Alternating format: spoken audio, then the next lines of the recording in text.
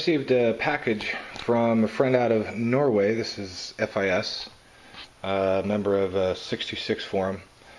And I told him that I always wanted a European grill because the European grills are much different than the North American grills. He pulled two in a junkyard, said he had no need for them, so he just sent me these. And of course, you know, they're not color matched to my car or anything, but that's fine. But I do know someone that has a green 626 that might want that one. So I'll compare them so you can see the difference.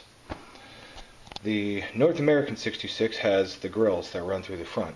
The European version, or Japanese spec as well, and Australian versions, have this little ridge here. And this is more like something you would find on the Ford Telstar. I believe the Ford Telstar also has something very similar to this. Another thing to note is that the North American has the, well, what I refer to as the Eternal Flame logo. And this also has the Eternal Flame logo.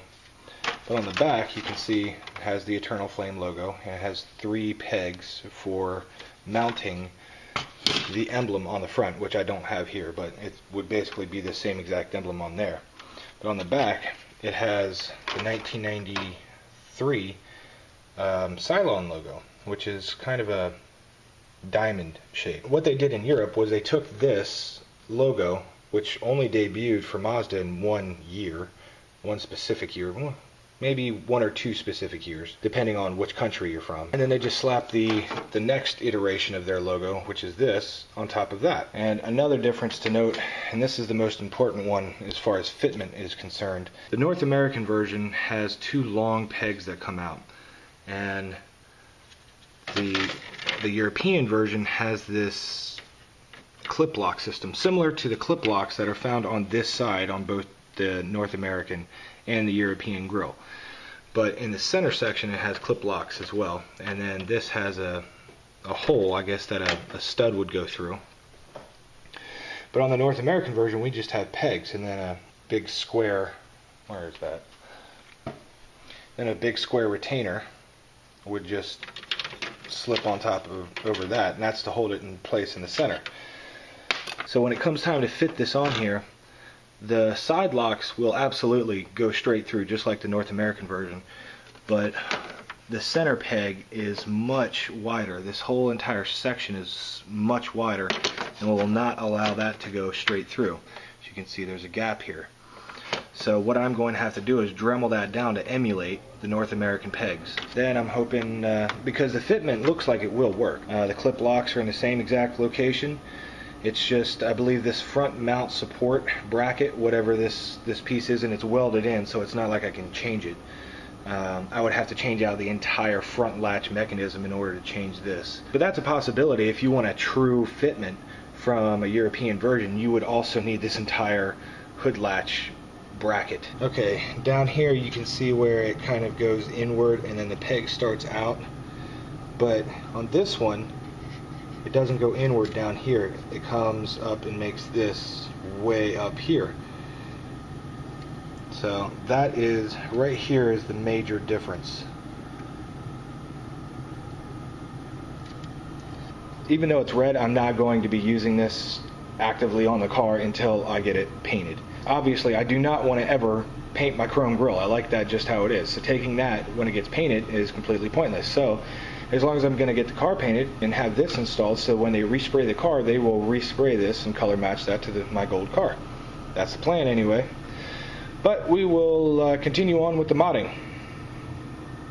Well, I ended up completely cutting off the center peg. As far as the grill is concerned, this peg here sits a little bit higher than the middle one of this. This one sits lower. I think reversed, if it's reversed.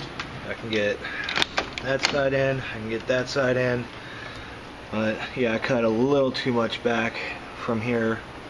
But in there, this hole here sits higher than this. It just would not let me fit it in there flush until I cut pretty much the entire thing off.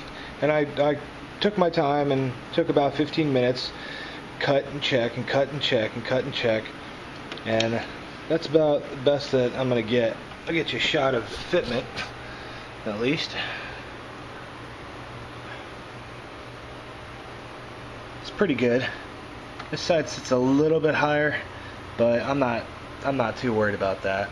One thing I could do is go to a junkyard and find an extra grill and then Dremel off this peg and basically use this hollow space inside of here in order to use some JB weld or something and weld in those pegs.